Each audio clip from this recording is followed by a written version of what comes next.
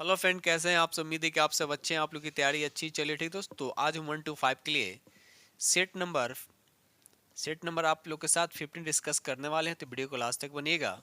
और जो friend channel पर पहली बार विजिट करें तो चैनल को सब्सक्राइब कीजिएगा।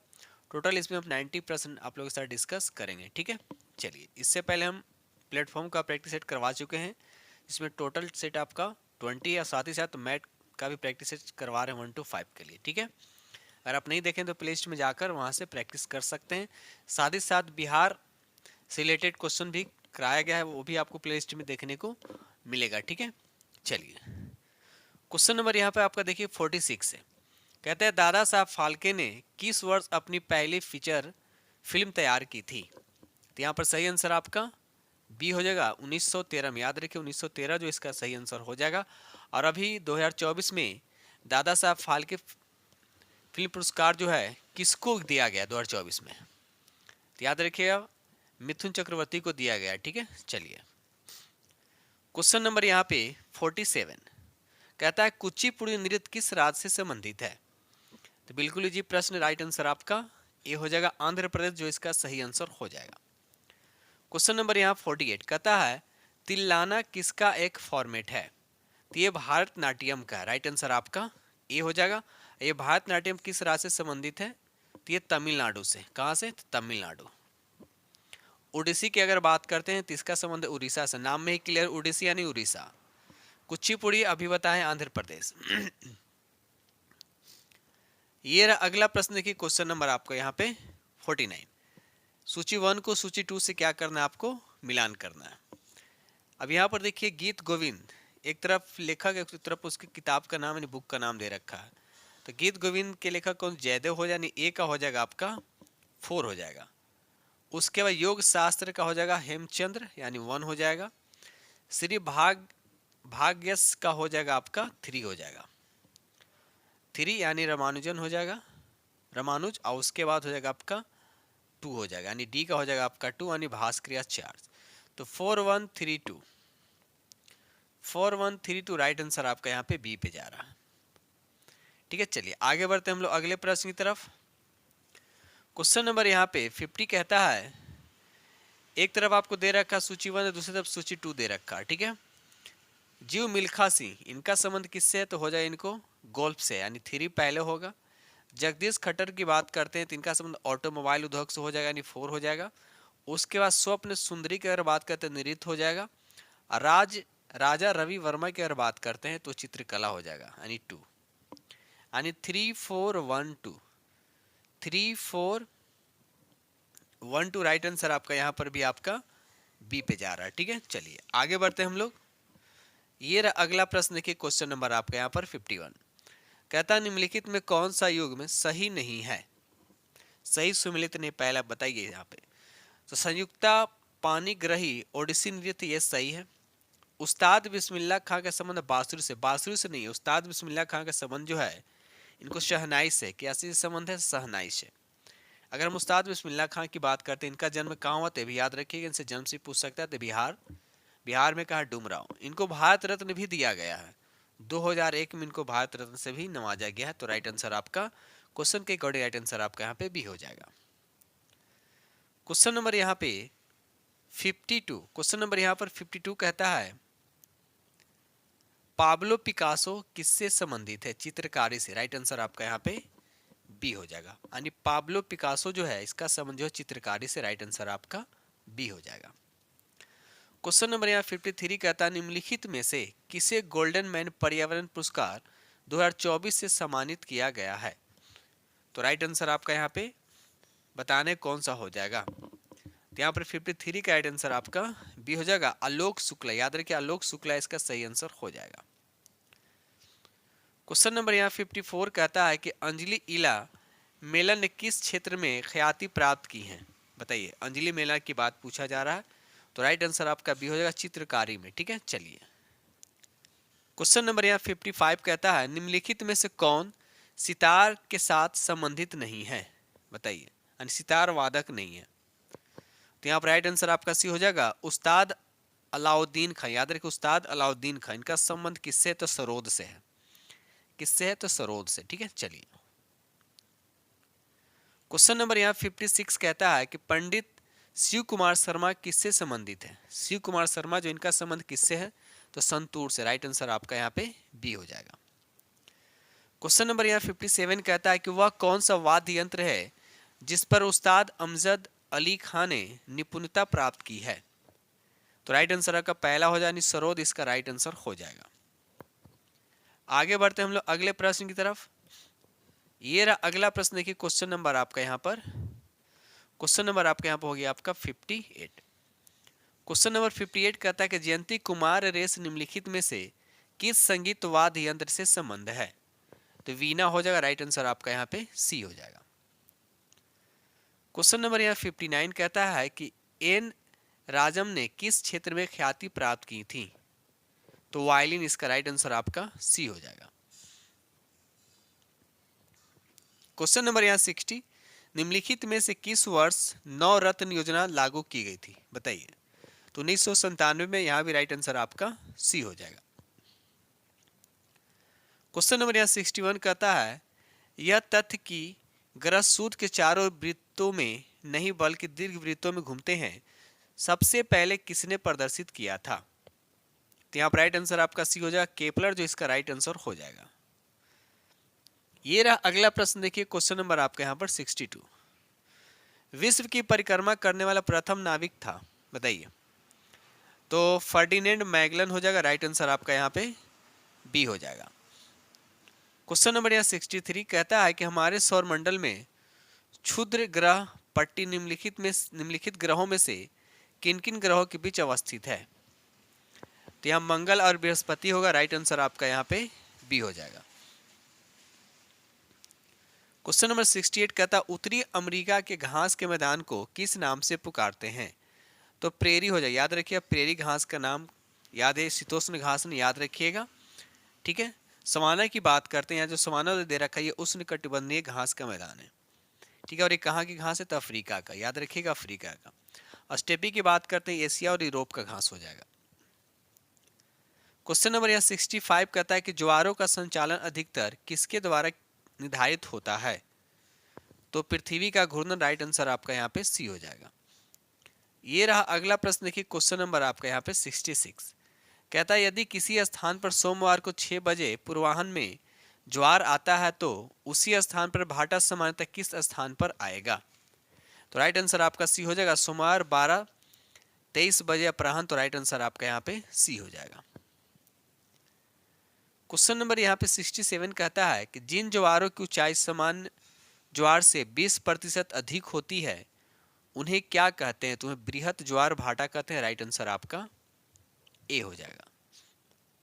ये रहा अगला प्रश्न। देखिए क्वेश्चन नंबर आपका 68 कहता है अपसौर की स्थिति होती है, आपको ये बताना। अपसौर एक होता है, उपसौर होता है।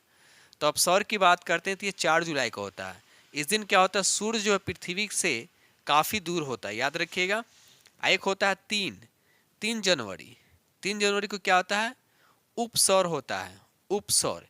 इस दिन क्या होता है, पृथ्वी जो सूर्य जो है पृथ्वी के पास हो जाता है। ठीक है ना, यानी सूर्य और पृथ्वी की बीच की दूरी उपसौर के समय क्या होता है, यानी 3 जनवरी को सबसे कम होता है। और 4 जुलाई को क्या होता है, पृथ्वी और सूर्य के बीच की दूरी क्या होता है, सबसे ज्यादा होता है। तो 4 जुलाई को क्या होता है, अपसौर होता है, और 3 जनवरी का उपसौर होता है। ठीक है, चलिए क्वेश्चन नंबर यहाँ पे 69 कहता है कि कर्क रेखा निम्नलिखित में से किस देश से होकर गुजरती है, बताइए। कर्क रेखा किससे होकर गुजरती है। तो यहाँ पर आंसर आपका हो जाएगा सी, यानी माली देश से। राइट आंसर आपका सी हो जाएगा। तो अब कर्क रेखा जो कितने देशों से होकर गुजरती है, टोटल याद है 16 देशों से। अगर विषुवत रेखा पूछेगा तो 13 देशों से पास करती है, और मकर रेखा पूछेगा तो आपसे 10 देशों से पास करती है।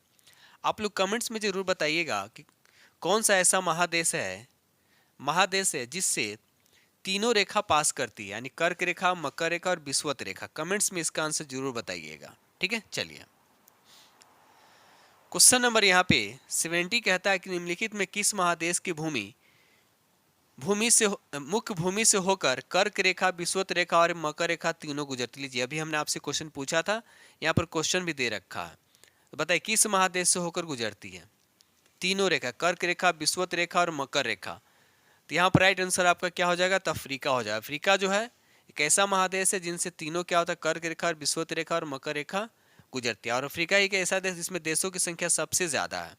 सबसे ज्यादा देश किस महादेश में, तो अफ्रीका में। लगभग कितना है, यानी 54 देश इसमें है, ठीक है ना। चलिए क्वेश्चन नंबर यहाँ 71 का था, विषुवत रेखा निम्नलिखित में से किस देश से नहीं गुजरती है। बताइए किस देश से विषुवत रेखा नहीं गुजरती है, तो मैक्सिको से राइट आंसर आपका यहाँ पर बी हो जाएगा। क्वेश्चन नंबर 72 कहता है कि विश्व में किस देश को चीनी का कटोरा कहते हैं, तो क्यूबा को कहते हैं। राइट आंसर आपका बी हो जाएगा। क्वेश्चन नंबर यहाँ 73 कहता है निम्नलिखित में कौन सुमेलित नहीं है, तो अटलांटा, कोका कोला, पीटर्सबर्ग लौह तथा इस्पात से संबंधित, यानी दोनों संबंधित है। तो सुमेलित कौन है, तो राइट आंसर आपका यहाँ पर सी होगा। यानी डेट्रायड, बिजली का समान, ये आपका सुमेलित नहीं, तो राइट आंसर आपका सी हो जाएगा। आगे बढ़ते हम लोग अगले प्रश्न की तरफ। क्वेश्चन नंबर यहाँ 74, एस्बेस्टस उद्योग में निम्नलिखित में से किस खनिज का उपयोग होता है, तो एम्फीबोल। राइट आंसर आपका यहाँ पर सी हो जाएगा। क्वेश्चन नंबर यहाँ पे 75 कहता है कि ऑस्ट्रेलिया का वीपा क्षेत्र प्रसिद्ध है, तो बॉक्साइट के भंडारण के लिए। राइट आंसर आपका यहाँ पे सी हो जाएगा। क्वेश्चन नंबर यहाँ पे 76 कहता है कि पराश्रव्य तरंग उत्पन्न करने के लिए किसे प्रयुक्त किया जाता है, बताइए। तो राइट आंसर आपका सी हो जाएगा, दाब विद्युत पदार्थ का। ऑप्शन आपका सी करेक्ट हो जाएगा। क्वेश्चन नंबर यहाँ 77, निम्नलिखित में से कौन सी तरंग प्रति फोटोन अधिकतम ऊर्जा ले जाती है, तो एक्सरे किरण हो जाएगा। ऑप्शन ए आपका करेक्ट हो जाएगा। क्वेश्चन नंबर यहाँ 78 कहता है निम्नलिखित में से किसी परावर्तन को प्राप्त कर चमगादड़ों अपने मार्ग में अवरोधकों की पहचान कर सकती है, तो पराश्रव्य तरंग हो जाएगा। यहाँ पर राइट आंसर आपका बी हो जाएगा। क्वेश्चन नंबर यहाँ 79 कहता है कि एक से अधिक मैक संख्या वाले किसी पिंड की चाल होती है, तो पराध्वनिक होता है। राइट आंसर आपका यहाँ पर ए हो जाएगा। क्वेश्चन नंबर यहाँ पे 80 कहता है निम्नलिखित आवृत्ति परिसरों में से कौन सी मानव कर्ण के लिए संवेदी है, तो 20 से 20,000 हर्ट्ज होगा। ऑप्शन आपका बी जो है करेक्ट हो जाएगा। क्वेश्चन नंबर यहाँ पे 81 कहता है कि ध्वनि की चाल अधिकतम होती है, तो ध्वनि की चाल सबसे ज्यादा किस में होता है, ठोस में होता है। यानी सॉलिड में ज्यादा होता है, उससे थोड़ा सा कम लिक्विड में होता है, और सबसे कम होता है गैस में। तो राइट आंसर आपका यहाँ पर ए हो जाएगा। ठीक है, चलिए आगे बढ़ते हम लोग अगले प्रश्न की तरफ। क्वेश्चन नंबर यहाँ पे 82 कहता है कि निम्नलिखित में से किसे परमाणु सिद्धांत के प्रस्तुतकर्ता के रूप में जाना जाता है, बताइए। यहाँ पर राइट आंसर आपको बताने कि राइट आंसर आपका क्या होगा, तो जॉन डाल्टन इसका सही आंसर हो जाए। ऑप्शन बी आपके करेक्ट हो जाएगा। क्वेश्चन नंबर यहाँ पे 83 कहता है कि आर्द्र वायु के संपर्क में आने पर कॉपर की सतह पर एक हरी परत बन जाती है, निम्नलिखित में से किस यौगिक के बनने के कारण ऐसा होता है, तो यहाँ पर ऑप्शन आपका हो जाएगा आपका ए हो जाएगा, कॉपर कार्बोनेट। राइट आंसर आपका यहाँ पे ए हो जाएगा। क्वेश्चन नंबर 84 कहता है निम्नलिखित धातुओं में से कौन सी कमरे के तापमान पर द्रव अथवा लिक्विड अवस्था में क्या होता है, होती है, बताइए। लिक्विड स्टेट में पाया जाता है। तो धातु की बात है तो यहाँ पर राइट आंसर आपका बी हो जाए, पारा यानी मर्क्यूरी जो इसका सही आंसर हो जाएगा। इसका सिंबल होता है Hg होता है। अगर अधातु में पूछता तो ब्रोमीन हो जाता। ठीक है, चलिए क्वेश्चन नंबर यहाँ 85 कहता है कि जब हम क्लोरीन को बुझे हुए चूने में प्रवाहित करते हैं तो निम्नलिखित में से क्या प्राप्त होता है, तो ब्लीचिंग पाउडर। याद रखिए राइट आंसर आपका यहाँ पे सी हो जाएगा, जिसका फॉर्मूला होता है CaOCl2 होता है। ठीक है, चलिए जिप्सम की बात करते थे, कभी कभी जिप्सम और प्लास्टर ऑफ पेरिस का फॉर्मूला भी एग्जाम में पूछता है। ठीक है, तो जिप्सम का फॉर्मूला होता है CaSO4 डाइहाइड्रेट यानी 2H2O होता है। प्लास्टर ऑफ पेरिस की बात करते हैं तो कॉपर सल्फेट तो होगा ही होगा, और हाफ वाटर यानी हाफ वाटर का मतलब 1/2 H2 हो जाएगा। ये हो जाएगा आपका प्लास्टर ऑफ पेरिस का। तो दोनों को एक को ध्यान रखें, वाटर से सिर्फ यहाँ पर फर्क है, एक में हेमीहाइड्रेट है, दूसरा में डाइहाइड्रेट है। ठीक है ना, तो ये हो गया आपका क्या, जिप्सम हो गया, और ये कॉपर सल्फेट हेमीहाइड्रेट जो हो गया आपका प्लास्टर ऑफ पेरिस का हो गया। ठीक है, और एक कभी कभी क्या होता है बोरेक्स का भी पूछता है, Na2 B4O7 और 10 वाटर होता है, ये बोरेक्स का होता है जिसको सुहागा भी कहते हैं। ठीक है, चलिए क्वेश्चन नंबर यहाँ 86 कहता है निम्नलिखित में किस एक जीव में सम्मोहन उत्तक पाए जाते हैं? तो मार्सिलिया होता है, राइट आंसर आपका यहाँ पर सी हो जाएगा। ठीक है, चलिए ये रहा अगला प्रश्न की क्वेश्चन नंबर आपका 87। स्तनधारियों की कोशिकाओं के निम्नलिखित में से किस अंग में जल अपघटनी एंजाइम प्रचुर मात्रा में होते हैं? बताइए। तो राइट आंसर आपका लाइसोसोम हो जाएगा, ऑप्शन सी आपके करेक्ट आंसर हो जाएगा।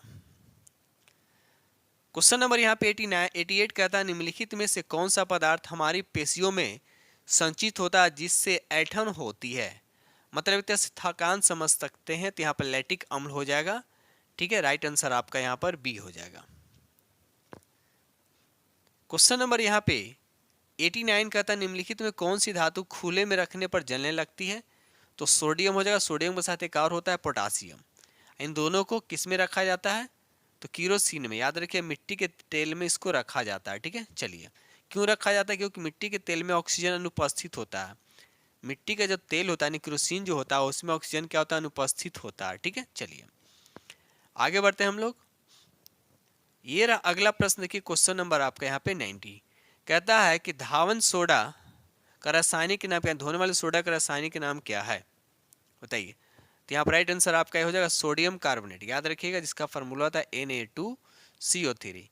यह है सोडियम हाइड्रोक्साइड। क्या? सोडियम हाइड्रोक्साइड, इसको कास्टिक सोडा भी बोलते हैं। ठीक है, तो ये सब चीज़ें याद रखिएगा। ठीक है, बाकी आपको सोडियम क्लोराइड जो साधारण कॉमन सॉल्ट भी कहते हैं NaCl। क्वेश्चन नंबर यहाँ पे 91 कहता है भारत का राष्ट्रीय गीत नेशनल सॉन्ग की रचना किसने की? तो बंकिम चंद्र चट्टोपाध्याय। राइट आंसर आपका यहाँ पे बी हो जाएगा। क्वेश्चन नंबर यहाँ पे 92 कहता है कि निम्नलिखित में किस आंदोलन के कारण भारतीय कांग्रेस का विभाजन हुआ जिसके परिणाम स्वरूप नरम दल और गरम दल का उद्भव हुआ? तो स्वदेशी आंदोलन। याद रखिए राइट आंसर आपका यहाँ पे ये हो जाए। ये हुआ था कब? 1905 की बात है। ठीक है, चलिए क्वेश्चन नंबर यहाँ पे 93 कहता है कि नील दर्पण नाटक का अंग्रेजी में अनुवाद किसके द्वारा किया गया था? तो यहाँ पर राइट आंसर आपका सी हो जाएगा, माइकल मधुसूदन दत्त जो इसका सही आंसर हो जाएगा। क्वेश्चन नंबर यहाँ पे 94 निम्नलिखित में से कौन औपनिवेशिक भारत में साम्यवादी नेता यानी कम्युनिस्ट लीडर नहीं था? तो PC रे। राइट आंसर आपका पहले ऑप्शन हो जाएगा, ऑप्शन आपका एक करेक्ट हो जाएगा।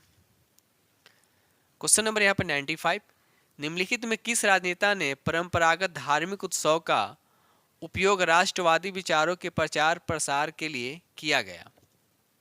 राइट आंसर आपका भी हो जाएगा, बाल गंगाधर तिलक इसका सही आंसर हो जाएगा। क्वेश्चन नंबर 96 कहता है नमक सत्याग्रह क्या है? तो यहाँ पर राइट आंसर आपका बी हो जाएगा, ने सरकार को दिखा दिया कि भारतीय अनुचित कानूनों को तोड़ेंगे। और नमक सत्याग्रह की बात किया जाए कब से कब तक हुआ था? मतलब नमक यानी एक तरह से डांडी मार्च से रिलेटेड है, यानी 12 मार्च को स्टार्ट हुआ था, 12 मार्च 1931 को, और 6 अप्रैल को जाकर समाप्त हुआ था। ठीक है, चलिए आगे बढ़ते हम लोग। क्वेश्चन नंबर यहाँ पे 97 खिलाफत आंदोलन किस मुद्दे पर हुआ था? राइट आंसर आपका भी हो जाएगा, खलीफा की प्रभुता को संरक्षित करना। ऑप्शन बी आपके करेक्ट हो जाएगा। क्वेश्चन नंबर यहाँ पे 98 कहता है कि बनारस हिंदू विश्वविद्यालय के शुभ आरंभ के अवसर पर महात्मा गांधी द्वारा कांग्रेस नेतृत्व की तीव्र आलोचना निम्नलिखित में से किस पर केंद्रित थी? तो यहाँ पर सही आंसर आपका सी हो जाएगा, अभिजात वर्ग का प्रतिभास होने के लिए भारतीय राष्ट्रवाद की निंदा। तो राइट आंसर आपका यहाँ पे सी हो जाएगा। क्वेश्चन नंबर यहाँ पे 99 कहता है कांग्रेस में इनमें से किसने समाजवादी दृष्टिकोण का प्रतिनिधित्व किया था? तो नरेंद्र देव। राइट आंसर आपका यहाँ पर बी हो जाएगा। क्वेश्चन नंबर 100 कहता है इनमें से किसने अपनी रचनाओं में विभाजन के बारे में नहीं लिखा है? तो बंकिम चंद्र चट्टोपाध्याय। राइट आंसर आपका यहाँ पर बी हो जाएगा। क्वेश्चन नंबर यहाँ पर 101 कहता है कि निम्नलिखित में कौन हिंदुस्तान सोशलिस्ट रिपब्लिक एसोसिएशन से संबंधित थे? तो यहाँ पे राइट आंसर आपका क्या होगा? तो राइट आंसर आपका यहाँ पर सी हो, यानी भगत सिंह। याद रखिएगा, भगत सिंह इसकी स्थापना भी कब हुआ था, तो 1924। चलिए, ये रहा अगला प्रश्न की क्वेश्चन नंबर आपका 102।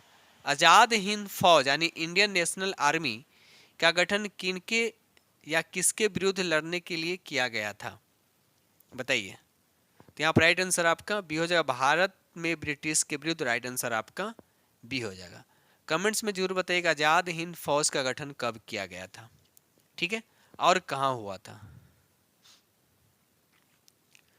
क्वेश्चन नंबर यहाँ पर 103 कहता है कि असहयोग आंदोलन वापस ले लिया गया था। असहयोग आंदोलन जो है ये कब वापस ले लिया गया था, तो चौरी चौरा घटना के बाद। राइट आंसर आपका बी हो जाएगा। चौरी चौरा घटना कब हुआ था, 4 फरवरी 1922। 4 फरवरी 1922। इस घटना के बाद से असहयोग आंदोलन को वापस ले लिया गया था। कब ले लिया गया था, ये भी याद रखिए, 1922 में। अच्छा, असहयोग आंदोलन शुरू कब हुआ था, तो ये भी याद रखिए, 1 अगस्त 1920 को हुआ था। ठीक है, यहाँ पर बरदौली सत्याग्रह भी दे रखा है।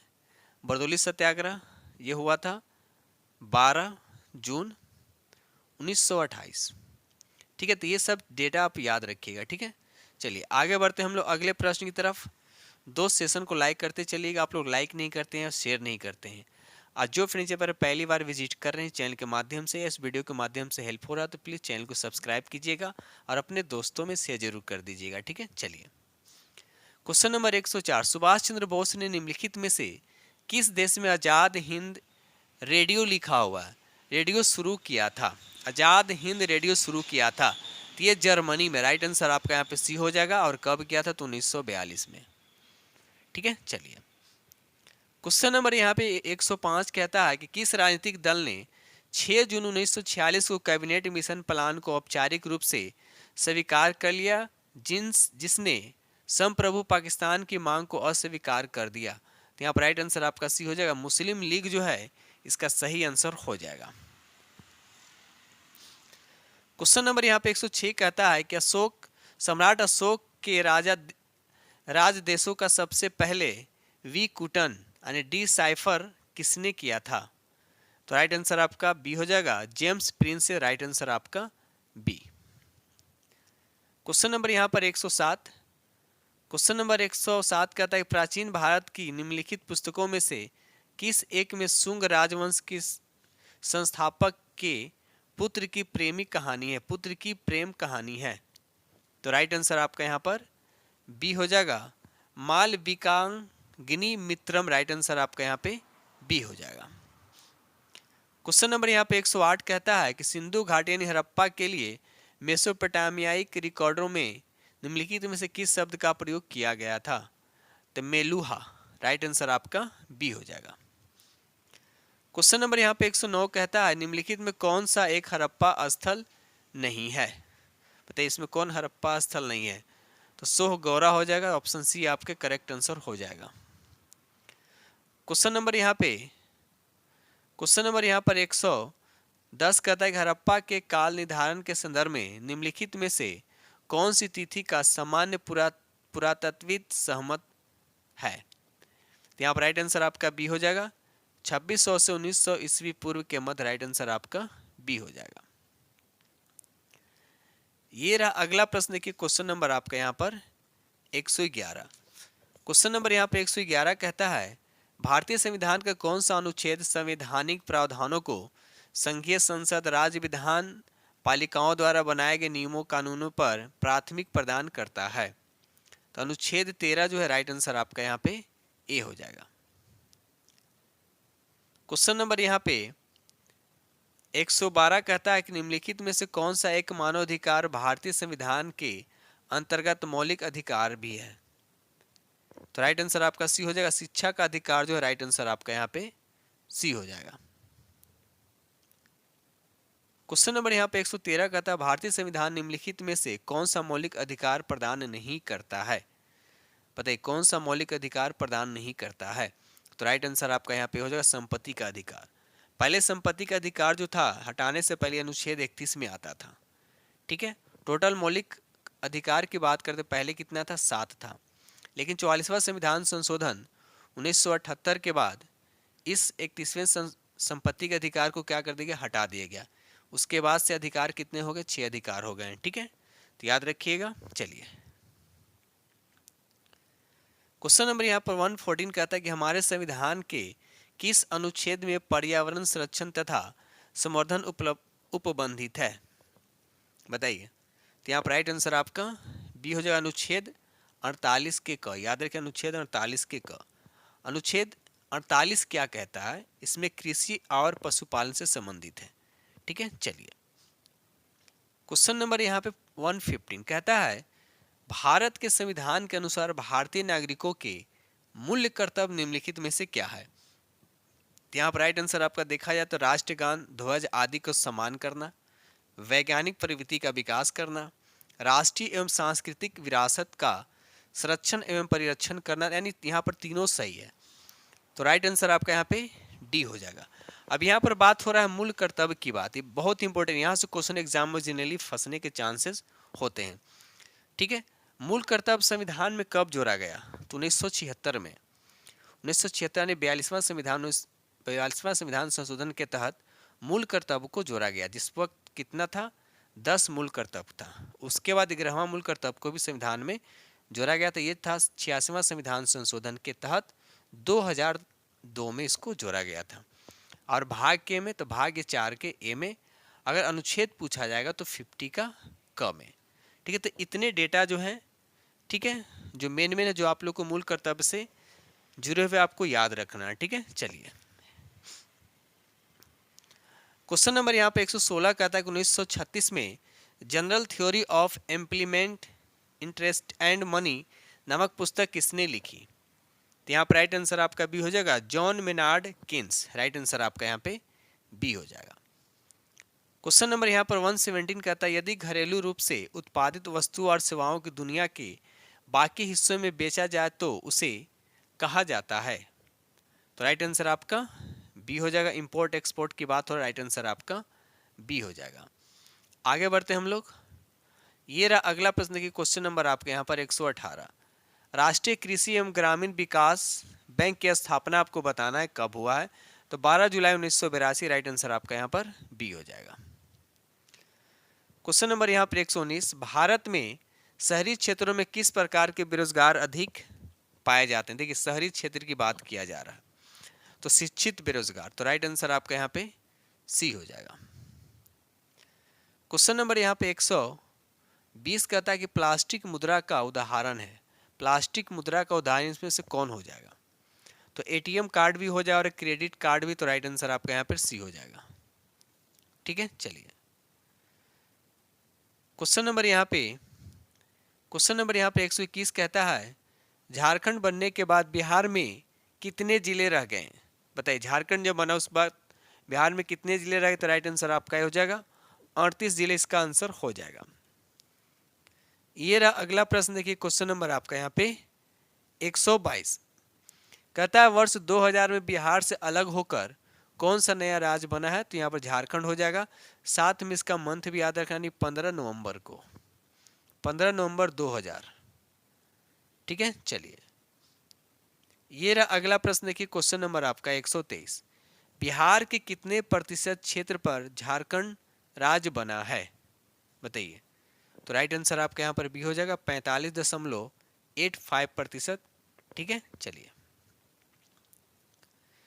क्वेश्चन नंबर 124 कहता है क्षेत्रफल की दृष्टि से बिहार में निम्नलिखित में से सबसे बड़ा जिला कौन सा है। तो यहाँ पर हो जाएगा ऑप्शन बी हो जाएगा पश्चिमी चंपारण। सबसे छोटा पूछेगा तो शिवहर हो जाएगा। कौन, शिवहर। शिवहर एक और क्वेश्चन यहाँ से बनता है, जनसंख्या घनत्व बिहार के किस जिले की जनसंख्या घनत्व जो है सबसे अधिक है, तो शिवहर ही आता है। ठीक है, तो ये भी आप याद रखिएगा। ठीक है, चलिए आगे बढ़ते हम लोग। क्वेश्चन नंबर यहाँ पे 125 रणवीर सेना किस राज्य से संबंधित है। तो ये बिहार से, ऑप्शन आपका ए हो जाएगा। क्वेश्चन नंबर 126 कहता है बिहार में सर्वाधिक वर्षा वाला जिला कौन सा था। किशनगंज में सबसे ज्यादा वर्षा होती है, बगल में वेस्ट बंगाल, उसके बगल में ही आपका असम, मेघालय, इस तरह से होता है ना। तो यहाँ पर बिहार के अकॉर्डिंग देखा जाए तो किशनगंज में बारिश सबसे ज्यादा होता है। आगे बढ़ते हम लोग। ये रहा अगला प्रश्न की क्वेश्चन नंबर आपका 127 पटना उच्च न्यायालय की स्थापना कब हुई थी? तो ये हुआ था आपका पटना उच्च न्यायालय की स्थापना 1916 में। ठीक है, वही अगर हम बात करते हैं पटना यूनिवर्सिटी की, अगर बात करते हैं तो पटना यूनिवर्सिटी की स्थापना हुआ था 1917 में। ठीक है, यानी पहले पटना उच्च न्यायालय बना, हाई कोर्ट बना, उसके बाद पटना विश्वविद्यालय बना। ठीक है, चलिए क्वेश्चन नंबर यहाँ पे 128 कहता है भारत की स्वतंत्रता के बाद बिहार के पहले राज्यपाल थे कौन थे, बताइए। तो जयराम दास दौलत राम, राइट आंसर आपका यहाँ पर बी हो जाएगा। अगर मुख्यमंत्री पूछेगा तो डॉक्टर श्री कृष्ण सिंह। ठीक है, चलिए क्वेश्चन नंबर यहाँ पर 129 कहता है बिहार का मुख्यमंत्री निम्नलिखित में से कौन नहीं रहा? तो यहाँ पर राबड़ी देवी भी रही है, नीतीश कुमार तो है ही अभी, यहाँ पर सी आपका नहीं हो जाएगा, रामविलास पासवान। ठीक है, चलिए क्वेश्चन नंबर यहाँ पर 130 कहता है बिहार से उड़ीसा कब अलग हुआ था? बिहार से उड़ीसा जो है कब अलग हुआ था? तो 1 अप्रैल 1936, याद रखिए 1 अप्रैल 1936। बंगाल कब अलग हुआ था बिहार से? उस वक्त उड़ीसा भी साथ था, तो हुआ था 1912 में। ठीक है, चलिए क्वेश्चन नंबर यहाँ पे 131 कहता है बिहार में विधान परिषद, देखिए पहले विधान परिषद और उसके बाद विधानसभा की कितनी कितनी सीटें हैं? तो विधान परिषद कितना है 75, उसके बाद 243, तो ऑप्शन आपका सी हो जाएगा। विधान परिषद का सदस्य बनने के लिए मिनिमम सदस्य 30 चाहिए, विधानसभा के लिए 25 चाहिए। ठीक है, उसी तरह से लोकसभा के लिए भी 25 चाहिए और राज्यसभा के लिए 30 चाहिए। और संसद बनने के लिए कभी कभी पूछ देता है कि संसद, तो संसद बनने के लिए मिनिमम न्यूनतम आयु कितना चाहिए? तो 25 वर्ष चाहिए। तो ये सब डेटा वाला है जो क्वेश्चन जो आप लोग को डायरेक्ट याद ही रखना है। ठीक है, चलिए क्वेश्चन नंबर यहाँ पर 132 बिहार में प्रमंडल और अनुमंडल दोनों साथ साथ पूछा। ठीक है, तो आपको बताना प्रमंडल और अनुमंडल कितना होता है। तो प्रमंडल कितना होता है 9, अनुमंडल होता है 102। तो यहाँ पर देखा है तो राइट आंसर आपका ई हो जाए, उपयुक्त में से कोई नहीं है। ठीक है, यहाँ पर राइट आंसर आपका ई हो जाएगा। क्वेश्चन नंबर 133 कहता है बिहार लोक सेवा आयोग के प्रथम अध्यक्ष कौन थे, बताइए। तो संजन धारी सिन्हा, राइट आंसर आपका यहाँ पे ए हो जाएगा। ठीक है, चलिए क्वेश्चन नंबर यहाँ पे 134 कहता है जनगणना 2011 के अनुसार जनसंख्या की दृष्टि से बिहार का कौन सा स्थान है? बताइए 2011 के जनगणना के अनुसार जनसंख्या की दृष्टि से बिहार का कौन सा स्थान है? पहला स्थान तो यूपी है आपका, उत्तर प्रदेश। ठीक है, बताइए दूसरा नंबर पर आपका महाराष्ट्र हो जाएगा, तीसरा पे कौन है? तो आपका बिहार हो जाएगा, राइट आंसर आपका यहाँ पे ए हो जाएगा। ठीक है, कमेंट्स में लिख कर बताइए कि क्षेत्रफल की दृष्टि से बिहार का कौन सा स्थान है? पहला स्थान पे आपका राजस्थान है, तो दूसरा स्थान पे और बिहार का कौन सा स्थान है? ठीक है, कमेंट्स में इसका आंसर जरूर बताइएगा। क्वेश्चन नंबर यहाँ पे 135 कहता है कि बिहार में सबसे अधिक और सबसे कम लिंगानुपात वाले जिला बताना है। तो सबसे अधिक लिंगानुपात वाला कौन है? तो गोपालगंज। ठीक है, और सबसे कम हो जाएगा आपका मुंगेर हो जाएगा, तो राइट आंसर आपका ए हो जाएगा। बिहार का लिंगानुपात कितना है? 918, ये 2011 के जनगणना के अनुसार चल रहा है। ठीक है, याद रखिए 100 पे 918। ठीक है, चलिए आगे बढ़ते हैं हम लोग। ठीक है दोस्तों, इस तरह से क्वेश्चन हमने आप लोगों के साथ डिस्कस किया, 90% आप लोग के साथ डिस्कस किया, यानी 135। ठीक है, ठीक है दोस्तों, इसी के साथ हम वीडियो करते हैं समाप्त और मिलते हैं अगले वीडियो में। आज जो फ्रेंड चैनल पर पहली बार विजिट कर रहे हैं तो चैनल को सब्सक्राइब कीजिएगा और अपने दोस्तों में शेयर जरूर कर दिए। ठीक है दोस्त, तो मिलते हैं अगले वीडियो में, तब तक के लिए थैंक यू वेरी मच।